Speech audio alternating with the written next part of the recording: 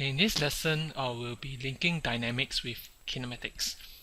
Okay, so right now, what is the link between dynamics and kinematics? You find that the common link between them is the value of acceleration.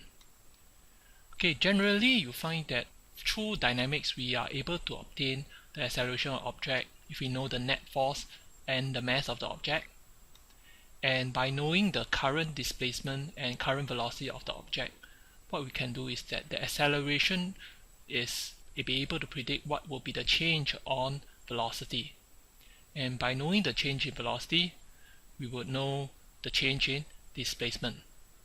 And thus, you find that if we want to predict the future motion of the object, for example, you want to find the future velocity, you just only need to know what is the current, and knowing what's the change, you just add on. Same thing, if you want to find the displacement, future displacement, you find what is the current and you know the change, and you can find the future displacement. So generally, that's the link between dynamics and kinematics, which is the dynamics provide the acceleration, the kinematics provide the current, displacement, and velocity, and you can actually work it out from there. But this is provided that the net force on the object and the mass of the object do not change during the time that you are trying to predict. Because if you change them, then the acceleration of the object will change, and of course it will be different from the predicted motion of the object. So this is only valid that for when acceleration is constant. From kinematics, we know that velocity, displacement, and acceleration are vectors. They have directions. For discussion purpose, we will use the left-right motion.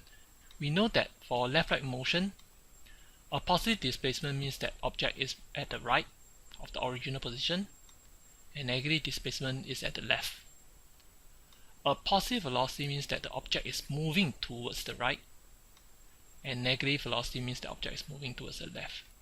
So of course the next question would be, what does positive and negative acceleration actually means? So this is the explanation, or this is how we see it.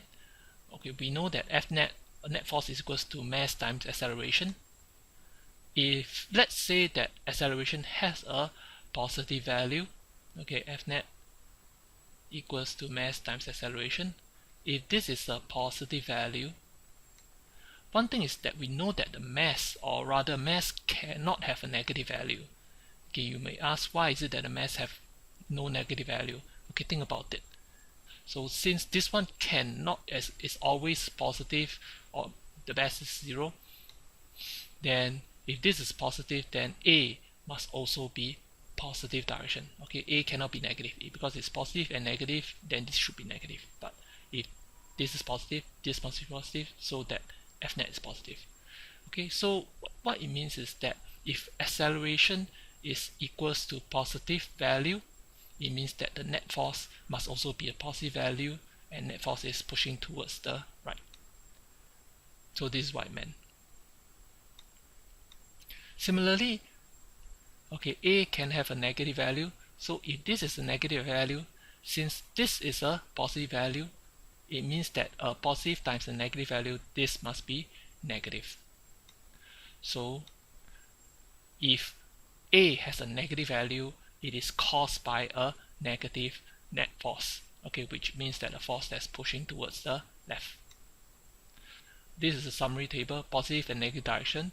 Displacement means that it's on the right side, on the left side, and velocity, this is moving, okay, moving towards.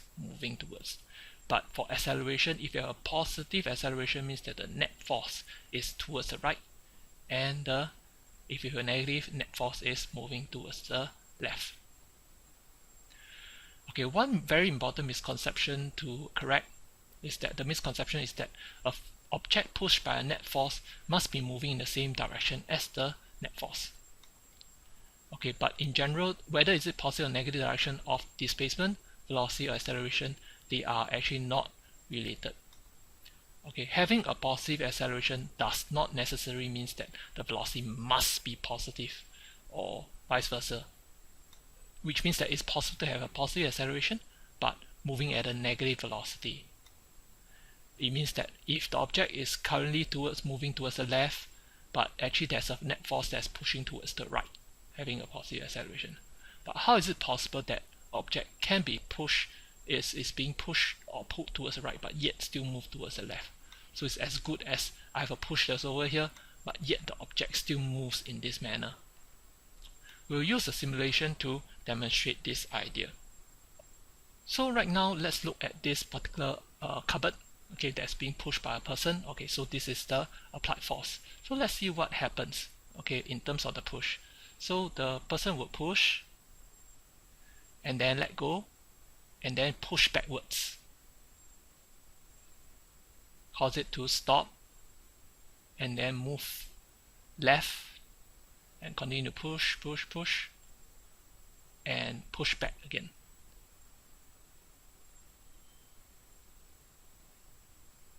Okay, so this is what happens. There's of course left and right push, which means positive and negative force, net force. Okay, so let's just look at the acceleration time graph. One thing of course right now, just to note that whenever you have a positive acceleration, okay, a positive acceleration, your force is also positive. And when you don't push, the acceleration is 0. Okay, that is described by the Newton's first law. Okay, but notice that the object will still continue to move. And when you have a negative acceleration, the force is also negative in the left, towards the left. Okay, and if you continue to push until it stops and you start to move it. Okay, and the cycle sort of like repeats. Okay, you notice that right now this is a positive acceleration again, and the direction of the net force is towards the right. Okay, let's look at the velocity. You notice that for this portion, the velocity is increasing. Okay, is increasing, and in this case, the gradient of the velocity time graph is positive. So again, it indicates that the acceleration is positive. And this portion, the gradient is a flat line, so the gradient acceleration is 0, and the net force is also 0. Okay, notice this part. Okay, so right now there's a negative acceleration. Okay, because the gradient is negative, and which means that the velocity of the object is actually slowing down. Okay, and it's consistent with trend. Okay, it slows down until it reaches the velocity to be 0. Okay, so you find that consistently the acceleration is negative and the applied force, and it makes sense. Okay, because the object is traveling at a certain speed, it goes slower and slower because there's a net force applied towards the left. But once it crosses the velocity at 0, you find that if you continue to apply a leftward force, of course what will happen is that the object will start to move towards the left, okay, and going faster and faster.